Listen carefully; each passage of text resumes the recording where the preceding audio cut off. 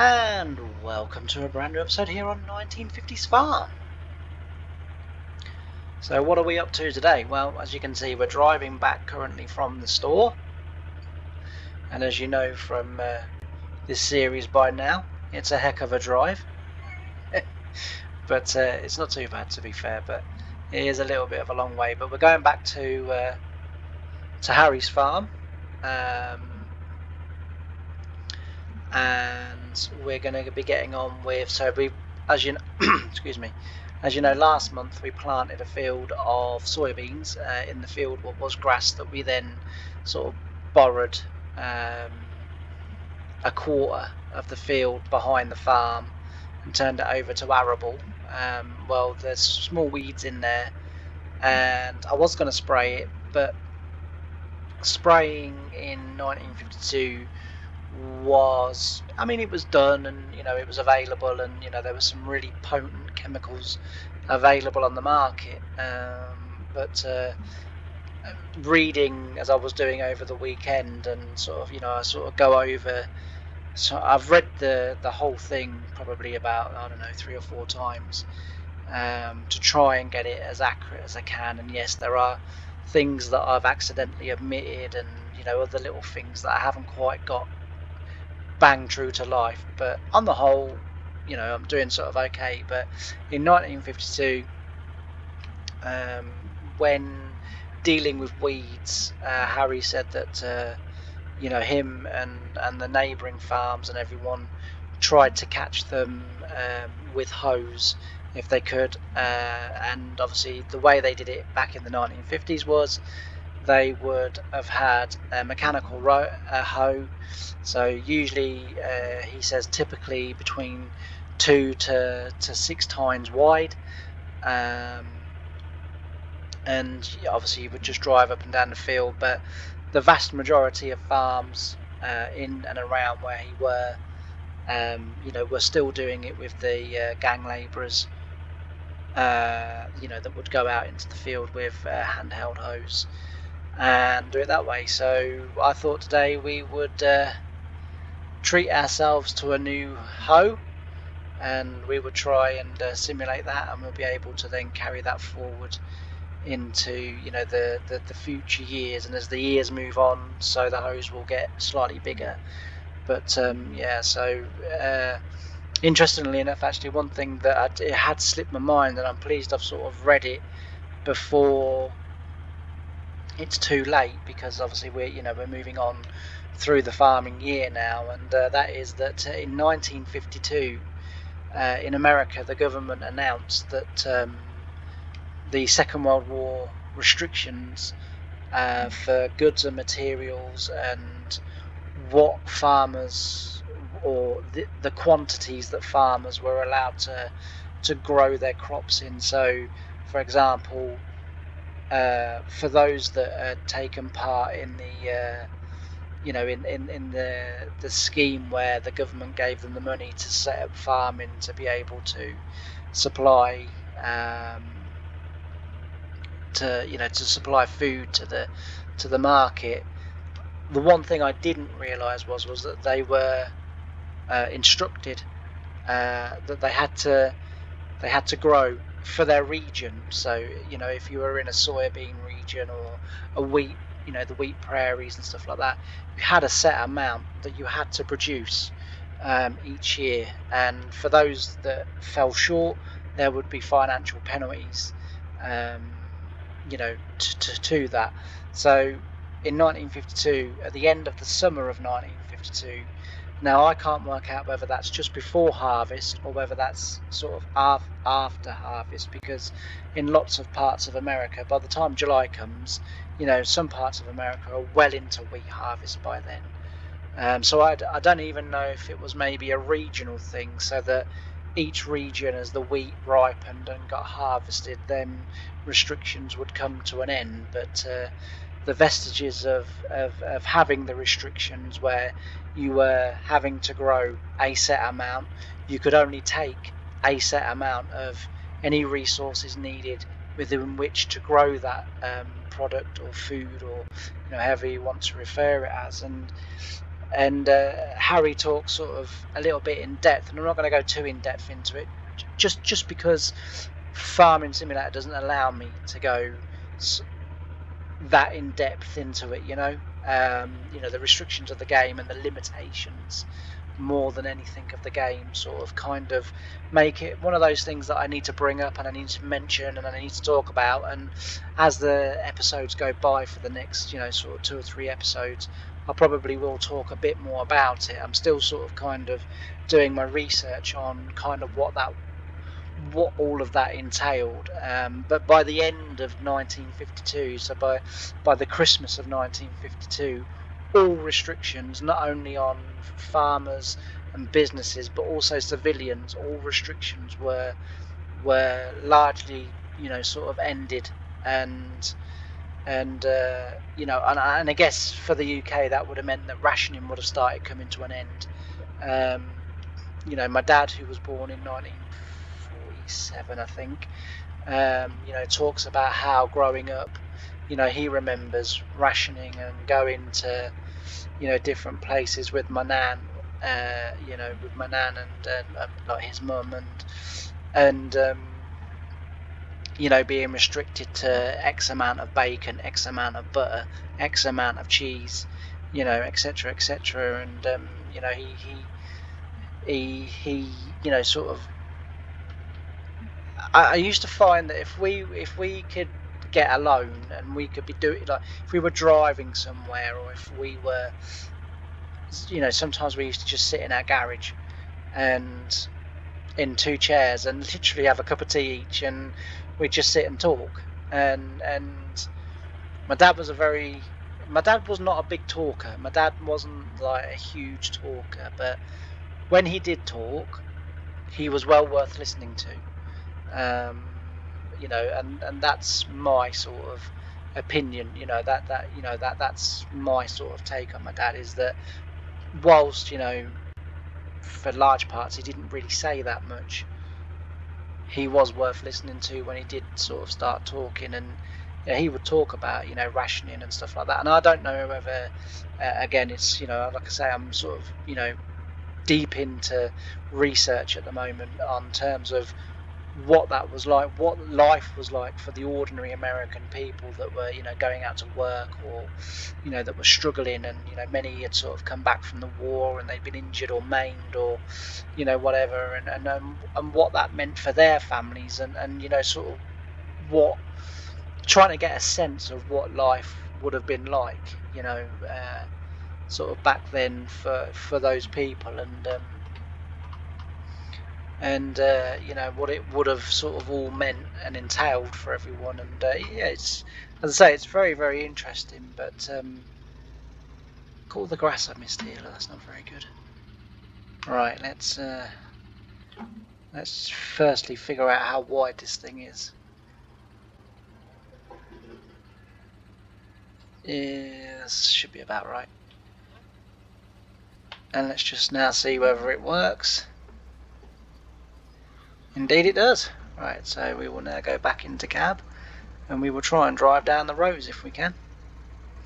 But yeah, so that's sort of what I'm looking into at the moment. But as I say, by Christmas of 1952, all restrictions were sort of either ended or coming to an end over the next few months, and that meant big changes, not only for farming and other industries, but it also meant big changes for civilian life. And I'm sort of, I think probably because for my generation now, the cost of living crisis and stuff that's going on now, and recessions that we've lived through and stuff like that, I'm really interested in kind of what living. There's for those that live in and around the Lincolnshire area, there's an absolutely wonderful museum that you can go to. It's called the Lincolnshire Life Museum, and it's set in so, like, 1 year it might be set in the 50s, and the next year it might be the 60s or the 70s or the 30s or whatever. But you have to sort of kind of find out what era the museum is doing for that year. And I have noted that there is a 1950s era coming up, I can't remember if it was towards the end of this year or sort of early-ish next year. And I might just go along, and I might just like try and I have emailed them and said, would I be allowed to record there? Would I be, able to, and spend some time and ask questions? Because although it wouldn't necessarily, it's things are going to be a bit different from what they were in America, because obviously the UK and America, two vastly different sort of societies, if you like, or countries, but it might give us a sense of what life was like in the 50s for the civilian population, and what that then sort of kind of meant for farming and sort of stuff like that. So I think it's all very interesting, but and something that I'd be very much looking forward to doing, and hopefully, as I say, if all goes well, it might make interesting videos as well, and obviously, that's sort of what I'm interested in, sort of thing. But yeah, anyway, this is going to take a little while. We've got other stuff that I want to do in this episode as well. So what I'm going to do is I'm going to switch over to a bit of music and a bit of time lapse, and it's not getting them all out, but it's getting most of them out. But as I say, it's not getting all of them. I don't mind overlapping a little bit with a weeder. To be fair, I mean, again, it's not normally something I would do, but Harry talked about it and talked about it quite fondly, to be fair. So I thought, we would do it, because it was a job that he did do, not only on his farm but also the dairy as well, which I'd sort of kind of not forgotten about as such, but sort of overlooked a little bit. But so we'll crack on. But anyway, thanks very much for listening to that little bit. So I'm going to switch over to some music now, and then we'll meet at the either the end of this job, or we'll see what's sort of occurring. But bye for now.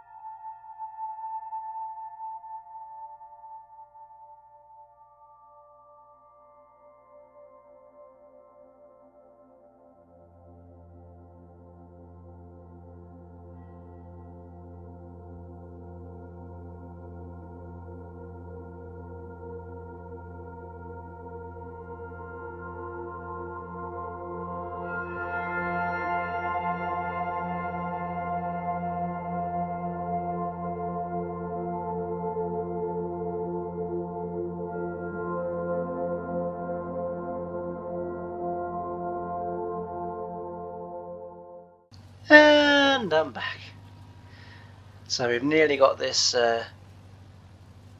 road up now, and windrowed into rows obviously, and in the next episode what we'll do is we'll bale it, and we will just very quickly while I am up this end, this is the bit of land that I've been talking about. So this little field here, which is, as I say, ready to mow as well, and then there's a arable field at the back here. So this is the, as I say, this is the bit of land that I'm talking about, but it backs onto the forest, which obviously backs onto that bit of grass there that I've got, and we could, in theory, make this quite a big field. We won't for the foreseeable future, just because I don't have the equipment to be able to deal with a big field, but we could do, but it will certainly serve as well now, as say, with a bit of extra grass and an arable field to go with it as well. So it's certainly something I'm looking at. We can't afford it yet. The land prices on this particular map are extortionate, and we're nowhere near being able to afford it yet. But as I say, we're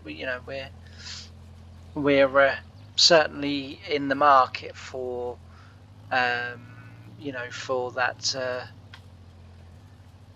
for that field. That would be very nice, as I say, but for now we can't afford it. This will be the last row, and then I need to just jump on that tractor and then do the last little bit, just because the cosplay, well, it wasn't cosplay, to be fair, it was just the in-game helper, but he's not been able to define the field there, so we'll do that. But yeah, like I say, in the next episode we'll get this baled and we'll get it cleared, and then we'll go from there, and then it's not going to be too much longer before the corn and the soybeans are going to be needed to be harvested again. The wheat did catch me out actually as to how early that did require harvesting, so as I say, it has sort of caught me out a little bit, but it has got me in front, which is a good thing. It has actually got me a little bit in front, because you obviously don't, well, I don't want all of the crops to come at once, but as I say, we will just nip and get this tractor, and we need to just do those two little bits.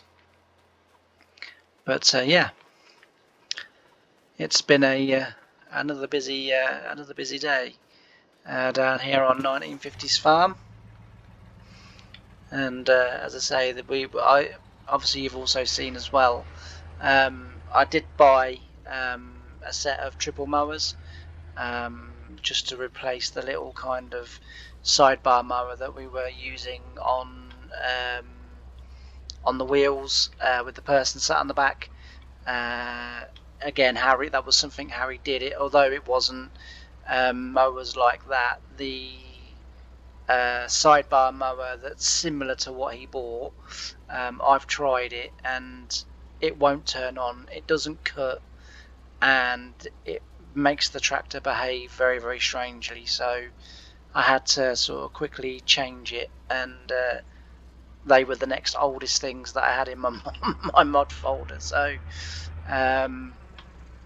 and I would have chosen that sidebar as the best of the sidebars that were available, so I'm fairly confident when I if I say, I don't think there's going to be another one out there that works very well, but that triple gang mowers, they'll be fine. As I say, they're old enough to represent the period that we're trying to convey, so I'm more than happy with them. But yeah, we'll get this back, and then we'll get that last row done, and then again, I was quite impressed while I've been doing it. It's quite straight, which is really good. To be fair, that red tractor has handled the windrower very well. So we've got a little bit of weeds that have obviously been a little bit too big for the weeder. So we will have to just get some, see, it says partial and it needs a hoe, but Well, I've already ran the hoe through it once and it didn't do anything, so I don't really know. But as I say, we'll chuck some spray on there and we'll finish it that way. But I need to just find my tractor. I think it was this end, wasn't it? But yeah, as always, if you haven't done already, please don't forget to like, comment, and subscribe. It helps the channel. Hit that share button. That really helps the channel too. And the only thing really left for me to say in this video is thanks ever so much for joining me on this video. I've really enjoyed having your company, and I really hope to see you again for the next episode. Bye for now.